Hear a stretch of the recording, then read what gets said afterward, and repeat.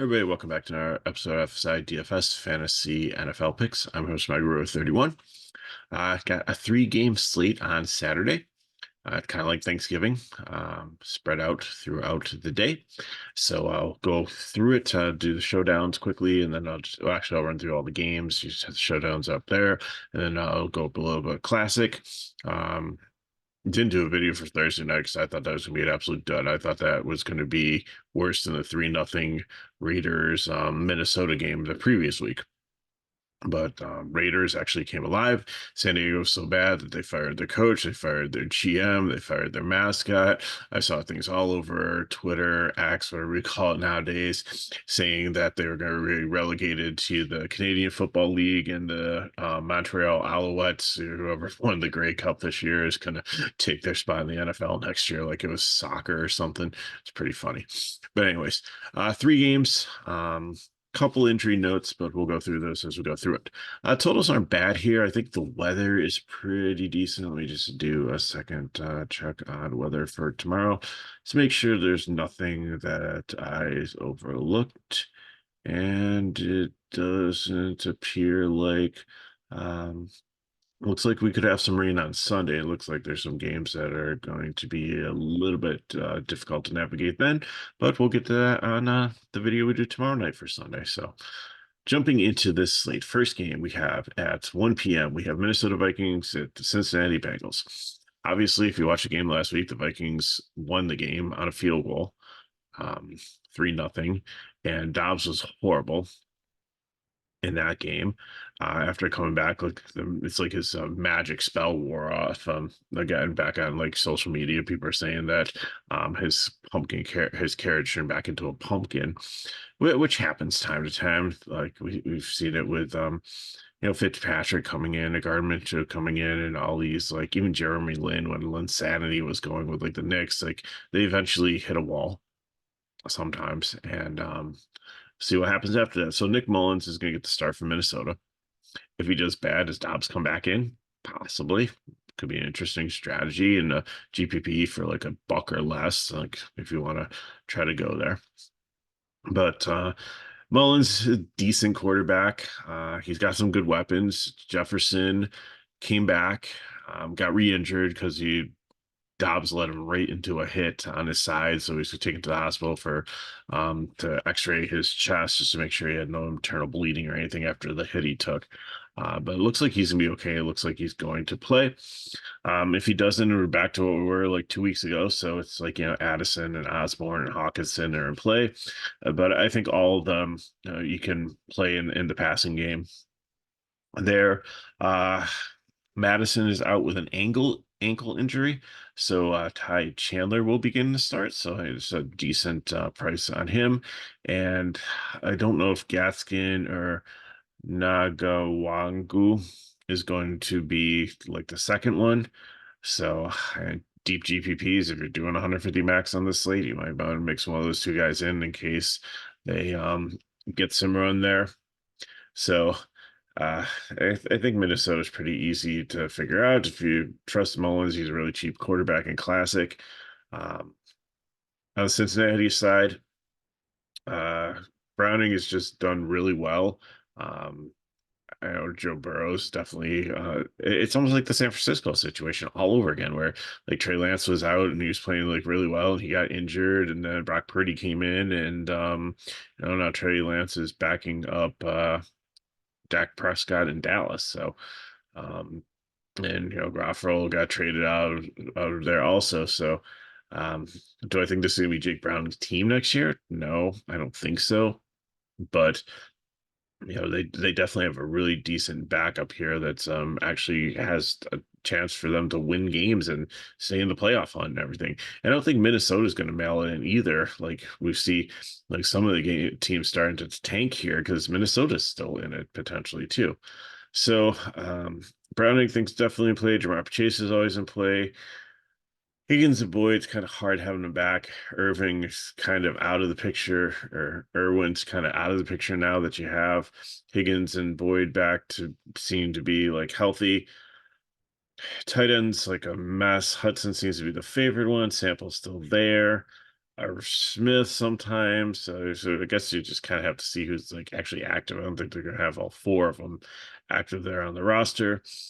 So and then Mixon's in play too. And if they get ahead and Minnesota's an absolute disaster and Cincinnati goes Raiders on them, like and puts up like a crooked number, then maybe Chase Brown starts to get some work. So I think a lot of ways to go. So in Showdown, I'm taking Chase as my captain and Browning, and then running back with a cheap running back Chandler, and then Hudson's a good value play.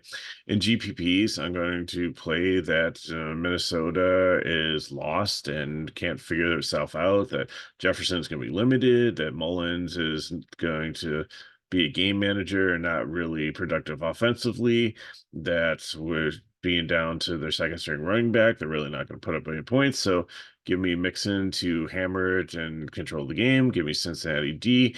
Give me Jefferson to try to catch some balls and the comeback to try to, or Hawkinson can work well there in the GPP also. And then give me Chase Brown as the value play because if it is garbage time, then he might be out there, get a garbage touchdown or just get some garbage yardage and pay off his price point. Next game we have is going to be the Pittsburgh Steelers and the Indianapolis Colts. Uh, this is actually a close game. It's only a 1.5 spread, 42.5 total, which is not bad. So on the Pittsburgh side, I still have Trubisky as quarterback. Never met a pass that he didn't like. He reminds me of were some guys that just like had such a green light to go shoot anytime they're like I was being a Syracuse basketball fan. I was Deion Waiters all the time. Like, dude never met a shot he didn't like. He had green lights and he stepped on the court, just chucking balls. I see like Mitch Trubisky's MO right there. So uh, running backs is still a mess. Harrison Warren, some weeks it's one, some weeks the other. It's almost a 50-50 split. You never know which way it's going to go. Whoever has a hot hand, I'm not touching them. Uh, Wide receivers, Deontay Johnson has definitely become more of the possession guy, so he's the one that I like. He seems to be the target. Pickens is there, super talented. More of the deep threat, more of the home run play, so like that. Allen Robinson is still around and still has some tread on the tires. Kelvin Austin is an absolute speedster too, so some option there. And Fryermuth is super solid, also as tight end. So Trubisky's going to be throwing the ball. You've got some good options that could potentially catch the ball, but the Colts defense isn't that bad either. So I mean, they might be in play. Pittsburgh defense is pretty stout also. So maybe bet the under on this if you think it's both defenses kind of show up. Minshew has he wasn't the plan, but he became the plan, and he's been an okay plan, and things are going the right way.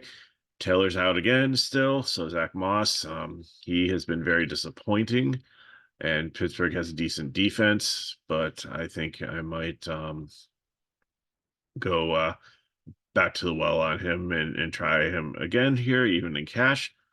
Uh Pittman's been good. Pierce had the one great game a couple games ago. Last week he kind of came back to earth. Downs is out there too. Like he seems to be favored over Pierce. The other two guys are just kind of there. And then tight end, I mean, Grayson is like, or Granson is like very inexpensive, but doesn't seem to be like a super big priority. And Mo Alley Cox is still like lingering there. So I don't think I'm probably playing a tight end from the Colts. In Showdown, Pittman and Minshew, I'm going to go Boswell, the kicker. I mean, Rod always rosters Boswell anytime we play a Showdown just because he's just been so solid as a kicker. It's so even as a captain. So if you want to reverse that, that's fine. And then cheap piece, I'd probably take Pierce or Downs. I'm doing probably the same build. I'm going to in my GPP, so I'm going to take Moss, the running back, and then the Colts D. Just thinking, and maybe even just go to the Pitts D. And if you think like it's just going to be like a grind out, try to figure out which running back. But I'm gonna go Pickens just because he's the home run threat. So maybe he catches like a couple deep balls and puts up some yardage and some catches if they are behind trying to catch up. And then here at Granson is just like another cheap piece in a GPP to throw in there just to try to get the rest of the guys you want in your lineup. So final game, Denver and Detroit. I have a 47.5 total and a 4.5 Detroit's favorite here. Denver's been playing solid recently, but Detroit plays really well at home. Goff usually plays better at home, although he had an abysmal game a couple games ago at home. So starting Russell Wilson, definitely in play. Javonte Williams, definitely in play as a running back. Sutton, if he catches balls in the red zone, he's been good. Jerry Jeudy has been pretty pedestrian. Mims is, I guess, Mims and I think Jameson Williams are just like the same play. Like both of them are fast, both of them have a ton of potential. The only thing with Jameson Williams on the other side of the game is that they sometimes design gadget plays for him. Mims, it doesn't seem like they have that. But I think Mims is going to be a great wide receiver. I just think he needs to let the speed of the game catch up to him. So maybe some more reps in the offseason and stuff. Come back and have like his breakout year next year that we thought he was going to have this year. But even with the injuries and stuff, he just hasn't capitalized on anything. And maybe it's the offense, maybe it's Russell Wilson's arm. I don't know. Tight ends, Dulcich is still not coming back yet. So, I mean, he's been on a long time with a hamstring. So, you might not see him till next year at this point. But Troutman's he's more of a blocking guy. He's not really a catching guy. He'll catch a touchdown every so often, but he's not a priority in the red zone. It's usually Sutton, so I'm not going to probably go with the tight ends. The defense, Detroit has struggled at times recently. We've seen Goff have some off days, and we've seen this offense absolutely like crush people. So I think a 50-50 on them, but in GPP, I wouldn't mind Denver defense.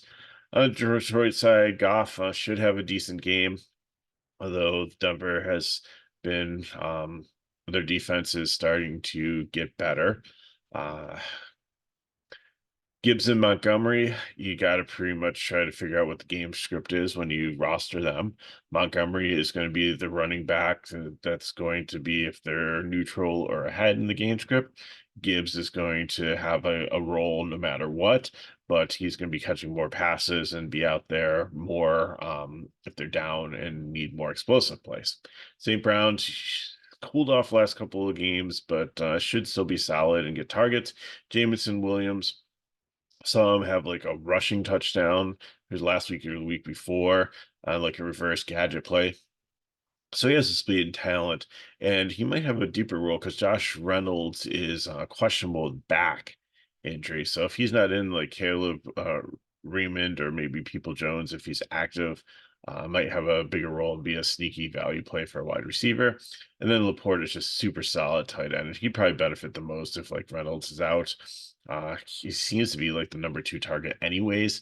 So if you're paying up a tight end, he's definitely probably the only expensive tight end out there, and well worth the money if you can work it into your build.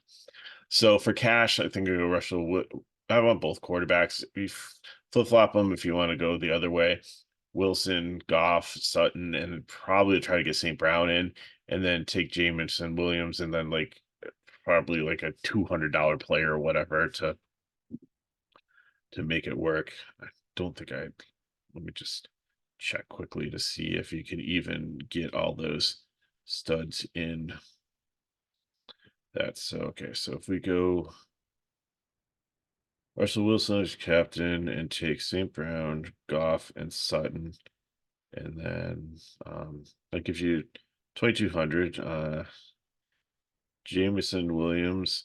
Yeah, you have money left over, so you can definitely do that build. You just have to figure out who your sixth and final guy is for that. So, and you could probably even do it with Goff as captain too. So that's probably where I'm going to go on cash in that one. Is just take both quarterbacks and their lead wide receiver, and then fill in with a couple value plays. For GPP, I'm gonna go with running backs and give me Gibbs, Laporte, Javonte Williams, and just maybe they keep it on the ground. It's not like that'd be the contrarian thing. It's not going to be a 50-point almost total. It's going to be less than that, and they're going to be running it, and then I probably run it back with Mims is the valued play there. It's just a cheap way to go. So let's look at classic, and then I'll get you on your way for your weekend. So for classic, I mean, there's a lot of ways you can go here. I think I'm gonna take Browning and Cash as my QB. Moss, even though like he's let me down, I just really think that price wise, I think he's a good point per dollar play.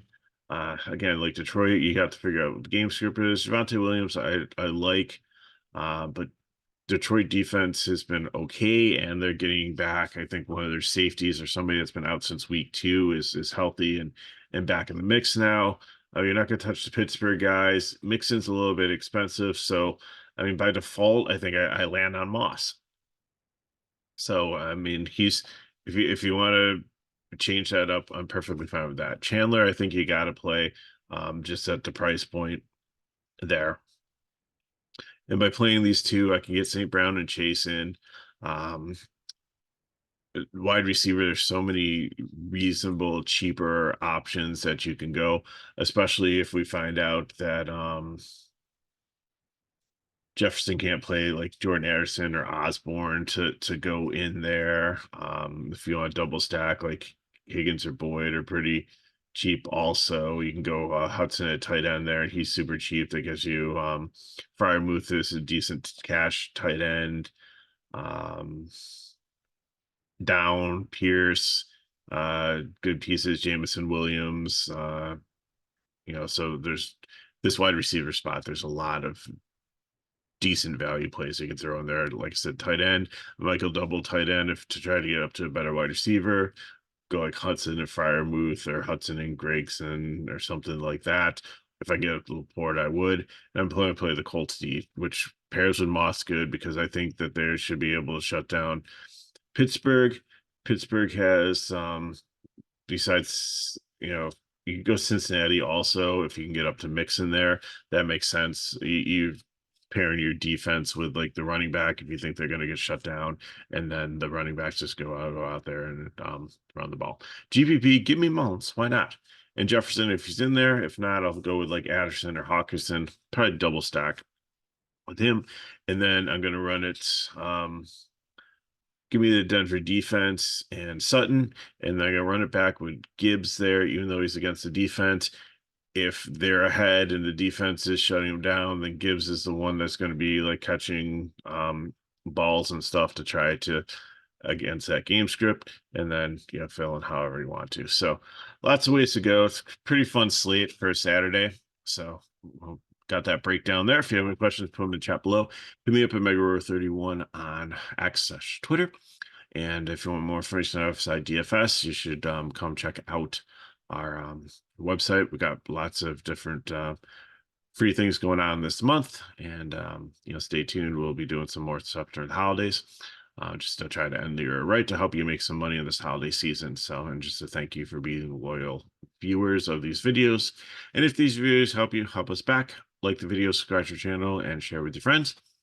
And check out my video tomorrow night or Sunday morning, wherever it's going to drop, for the NFL Week 15 for the rest of the games. So, thanks for watching. Good luck in your contest. Hope you have an amazing weekend or have an amazing holiday season. I'll see you next time.